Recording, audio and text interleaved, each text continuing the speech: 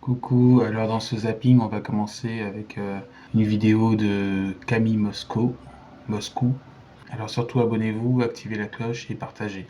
En fait, elle partage un montage de échiquier africain qui en fait a fait un détournement. Il a pris un des discours de Macron très récent là où il raconte n'importe quoi sur Poutine et il a fait un petit montage avec les inconnus. Je vous laisse regarder. Le président Poutine a rarement tenu ses engagements. Alors, comment ça va-t-il, monsieur? Il a constamment été une puissance de déstabilisation. On a fait un gros dodo cette nuit? Ça va, il a bien dormi? Oui, il dort bien, il dort bien.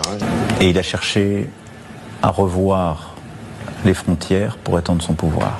La température, ça monte. Ça monte, ça. Et donc je pense que la Russie est devenue durablement une puissance de déstabilisation et une menace potentielle pour beaucoup d'entre nous.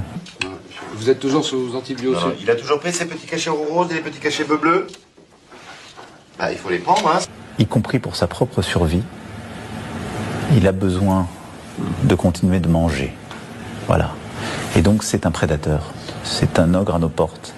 Et je ne dis pas que dès demain c'est la France qui sera attaquée, mais enfin, c'est une menace pour les Européens. Les patients viennent nous voir pour des maladies qu'on connaît ou qu'on soigne facilement. C'est moins intéressant pour nous. Nous préférons bien évidemment des maladies graves ou inconnues.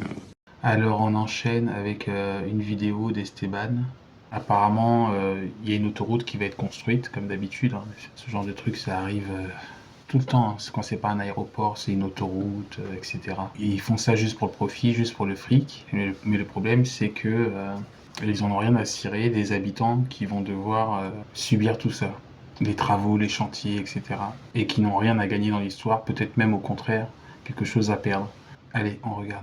On a l'impression que ça devient un gros mot de vouloir qu'il y ait en France de l'industrie, de l'activité économique. Je vais rassurer Charles de suite, le développement économique du Sud-Tarn est déjà permis par une route nationale 126 qui en plus est sous-fréquentée. On est à 6000 véhicules jour, là où le ministère des Transports déconseille d'investir dans une autoroute en dessous de 10 000. C'est les entreprises qui la réclament, les entreprises de la région, les élus locaux qui la réclament. Oui, alors c'est très inquiétant cette situation, vous vous rendez compte dans laquelle on est. C'est-à-dire qu'il y a des entreprises qui disent si j'ai pas mon joujou, je délocalise. C'est pas un joujou, c'est de créer de l'emploi sur un territoire. Je l'invente pas, il y a une lettre de chantage à l'emploi qui a été envoyée à l'Élysée. C'est vos confrères qui... Alors si vous voulez, vous les traitez de mariole, mais c'est vos confrères qui ont sorti cet article. Et par ailleurs, vous savez, à Albi, il y a une autoroute qui relie Albi à Toulouse. Il y a le même taux de pauvreté entre Albi et Castres. Il y a une autoroute à Carcassonne. Il y a le même taux de pauvreté entre Carcassonne et Castres. Donc l'autoroute, et ça a été dit par des géographes et c'est vérifié par les données, parmi les 2000 scientifiques.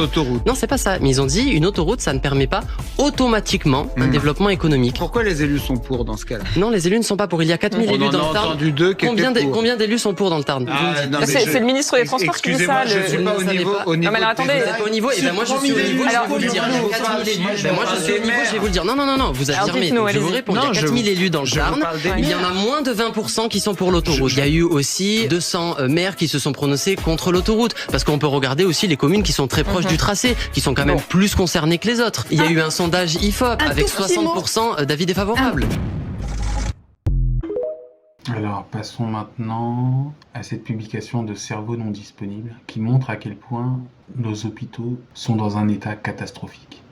Mais vraiment quoi. Et tout ça, ça a un lien avec la dette. C'est parce que tous les ans, l'État sucre les subventions qu'il devrait donner à tous ces secteurs-là, que ce soit la police, les hôpitaux, etc. C'est directement à cause de ça qu'ils sont dans cet état aujourd'hui. Allez.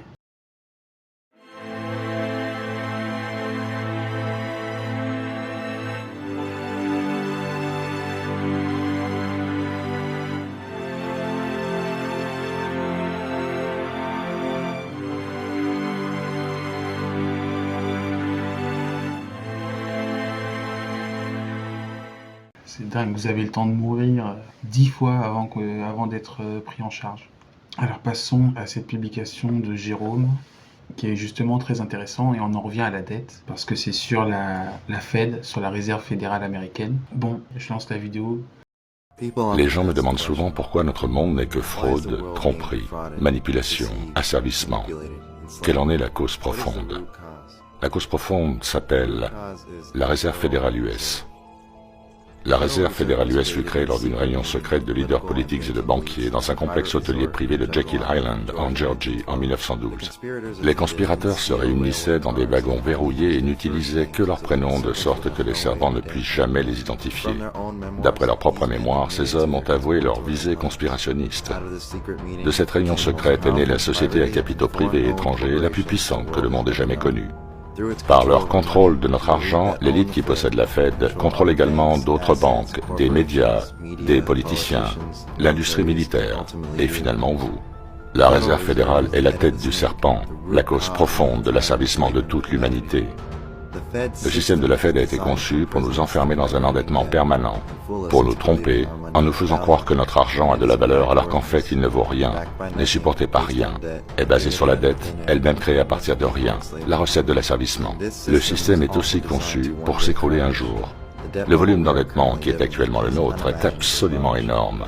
Et quand il s'écroulera, le monde connaîtra un chaos financier comme il n'en a jamais connu. Et ce n'est juste qu'une question de temps. Sans cette insidieuse organisation privée, notre monde et notre réalité seraient complètement différents.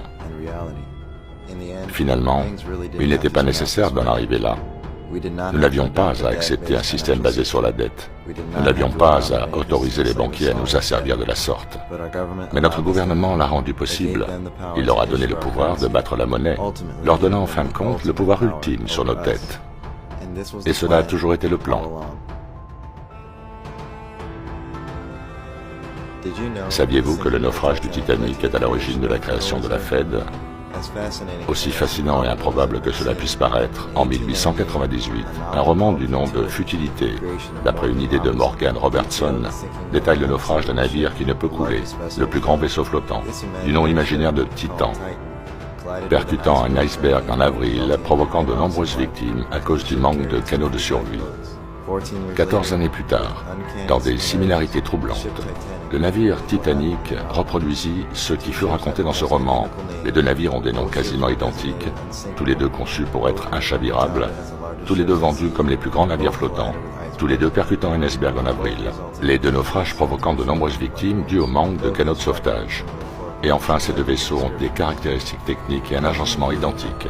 Benjamin Guggenheim, Isidore Strauss, le patron des grands magasins Macy's, et John Jacob Astor, l'un des plus riches, si ce n'est le plus riche à cette époque, furent tous victimes du naufrage. Ces trois hommes représentaient l'opposition principale à la création de la Réserve fédérale US. À partir d'avril 1912, toute opposition à la Réserve fédérale fut éliminée. En décembre 1913, naissance de la Réserve fédérale, contrôlée par la cabale de l'élite du monde de la finance, dont l'agenda final est l'asservissement total de l'humanité. Tout ça n'est-il qu'une coïncidence? Je pense que nous ne pouvons plus nous permettre de croire en de telles illusions. Bon, vous savez, le monde, plus ou moins, c'est comme une pyramide. Il y a d'abord le peuple, ensuite il y a les gouvernements, l'armée, la police, etc. Au-dessus, il y a les multinationales, qui pèsent plus maintenant que les gouvernements. Au-dessus d'eux, il y a tout ce qui est complexe, militaro-industriel, ce qu'on appelle grosso modo les cartels, labo-pharmaceutiques, complexes, agroalimentaires, etc. Et justement, parmi tous ces cartels-là, celui qui est tout au-dessus, le top du top, c'est le cartel bancaire. Parce que c'est eux qui impriment l'argent, qui sert à faire fonctionner toute la société. Et bien sûr, encore au-dessus, il y a les sociétés secrètes, au-dessus, il y a les 13 lignées... vous savez, et après, il y a carrément le grand architecte. Mais vous voyez où se situe le cartel bancaire, l'importance qu'il a. D'ailleurs, la Fed est entièrement privée. Ça appartient même pas aux États-Unis. Pourtant, ce sont eux qui impriment les dollars. Et c'est pareil pour toutes les banques européennes. La Banque de France n'a jamais appartenu à la France. On sait tous qu'elle appartient à Rothschild, comme toutes les banques européennes d'ailleurs. Et maintenant, enchaînons sur la vidéo de Myriam. Alors c'est Soral, du classique, le taulier, qui va justement résumer toute cette histoire de dette en 1 minute top chrono. Allez, on se regarde ça. Poutine, son pays n'a plus aucune dette. Il a remboursé la totalité de la dette depuis plusieurs années. Et quand tu n'as plus de dette, tu ne dépends plus du banquier, donc tu as le vrai pouvoir, tu vois. C'est ça. Et on dit, c'est un ennemi de la démocratie. Qu'est-ce que c'est qu'un ennemi de la démocratie? C'est soit un militaire ou un religieux, donc tu prends République islamique d'Iran, tu vois, Russie, qui a remboursé la dette et qui donc a réellement le pouvoir. Et donc les démocraties, c'est-à-dire les obligés de la banque, le désignent comme dictateur, tu vois, ennemi de la démocratie parce qu'effectivement, c'est chiant. Un mec qui n'obéit pas à la banque. Tu vois ce que je veux dire? Et comme par hasard, tu remarques que dans l'axe du mal, t'avais Kadhafi, t'avais l'Iran, t'avais la Russie. Le point commun de tous ces pays, c'est qu'ils avaient zéro dette. Et donc d'être indépendants du pouvoir de la banque, on va dire mondiale. Et qu'est-ce que c'est que le pouvoir bancaire mondial? Excuse-moi, mais tu vois ce que je veux dire? C'est ce qu'on peut appeler la puissance Rothschild, tu vois ce que je veux dire? Quand tu dois de l'argent à la banque, tous les budgets qu'on appelle l'État-providence, ils sont bouffés par le remboursement de la dette. Et moi, mon boulot, c'est de faire ressortir ces vérités qui sont finalement assez simples en réalité, tu vois, mais qui sont fondamentales. Et là, quand tu dis ça, tout le monde ferme sa gueule, hein, parce que c'est inattaquable. Tu vois. Il a tout dit, il n'y a rien à rajouter.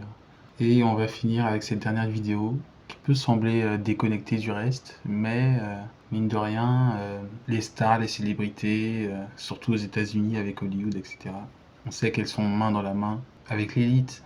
Donc c'est peut-être pas si anodin que ça. C'est une vidéo du fils d'Alain Delon qui s'explique après qu'une info soit sortie, grosso modo, sur le fait qu'il était maltraité par son père. Allez, on se regarde ça. Il a été dit aussi dans cette émission hier soir que le principal intéressé m'enfermait dans une cage avec des chiens pour m'endurcir. J'aurais préféré que cette information ne soit pas rendue publique. Mais je voudrais rajouter quand même que c'est pas comme ça qu'on le renforce, son gosse. Son enfant, si on a envie qu'il soit fort, il faut lui donner de l'amour. Il faut être auprès de lui, il faut lui donner du courage. Il faut le rassurer. Il faut qu'il comprenne qu'il a un toit au-dessus de sa tête. Dire qu'il est le plus grand, le plus beau, le plus fort, qu'il va réussir. Que ça va aller, qu'on sera toujours là pour lui. C'est comme ça qu'on donne confiance à un gosse. C'est quand même fou d'aller jusqu'à enfermer son fils dans une cage et l'effrayer avec des chiens. C'est quand même dingue. Je veux dire, normalement à cet âge-là, au contraire, tu joues avec ton chien dans le jardin en lui lançant une balle de tennis. Lui, pendant que nous on faisait ça, il était dans une cage avec des chiens qui lui grognaient dessus et qui le menaçaient de le mordre. Et tout ça avec Alain Delon derrière, c'est dingue. Comme quoi, vous avez beau être un beau gosse, genre gentil, passer sur les plateaux télé, un acteur, etc. Vous pouvez quand même faire ce genre de choses. Vous voyez, c'est pas... On a tendance à associer les acteurs avec les rôles qu'ils ont joués, mais en réalité, on n'en sait rien du tout sur qui ils sont vraiment. On sait pas qui est Brad Pitt, on sait pas qui est Tom Cruise, on sait pas... Bref, allez, abonnez-vous, partagez, likez, à plus.